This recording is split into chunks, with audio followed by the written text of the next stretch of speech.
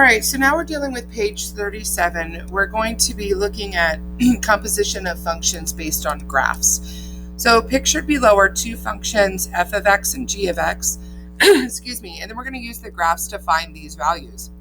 So again, when we are analyzing this, when x is 2 in the f function, so we're going to go to the f function, when x is 2, we get a y value of 2. And then on the g function, when x is negative 3, we get a y value of negative 2. So we are just going to simplify that. We get negative 6 plus a negative 2, and that's going to give us a negative 8. All right, so now let's take a look. When x is 3 on the g, we get 1 minus the value from on the f function. When x is negative 1, we get negative 3. And so that's going to give us a positive 4.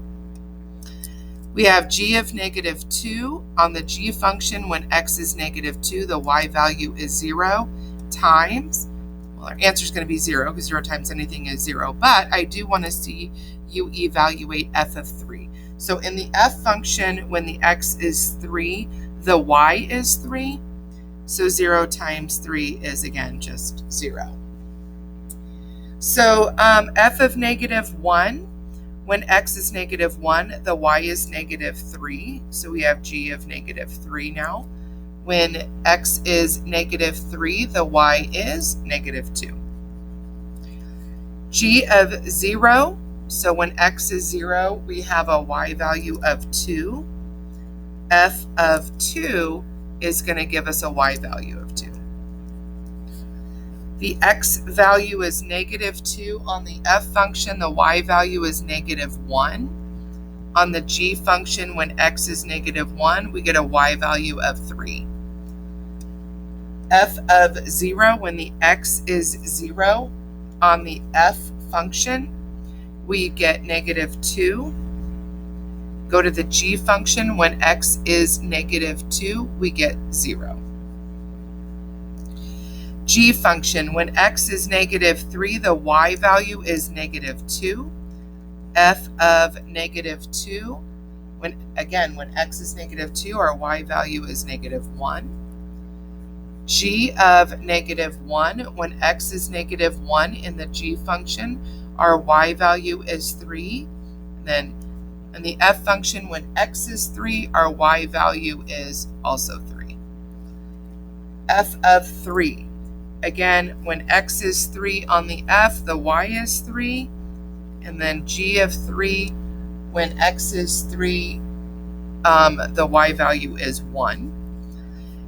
F of 1 is going to be a 0. Working outwards, g of 0 is going to be a 2.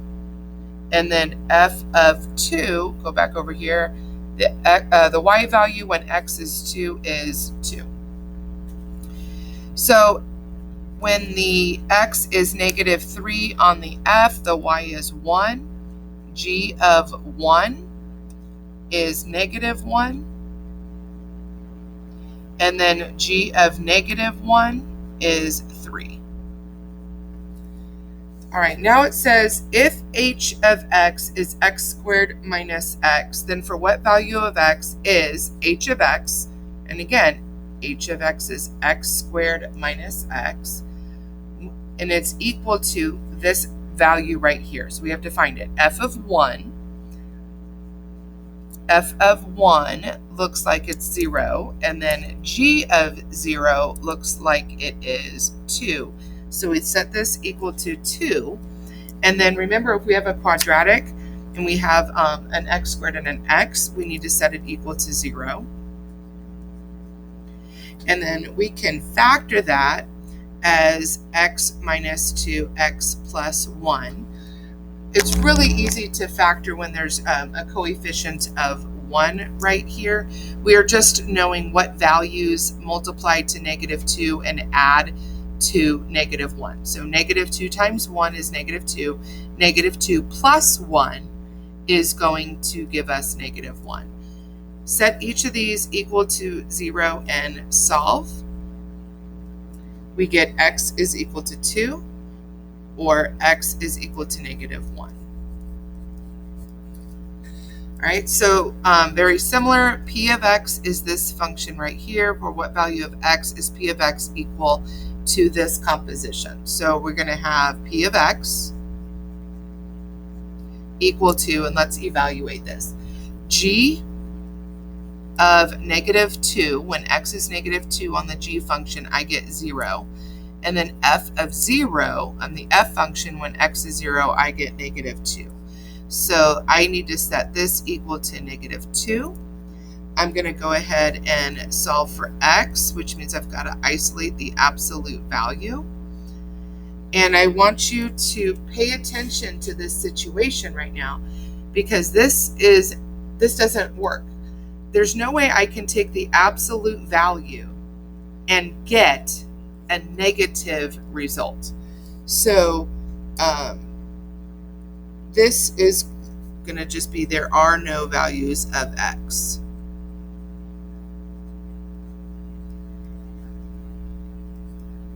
Again,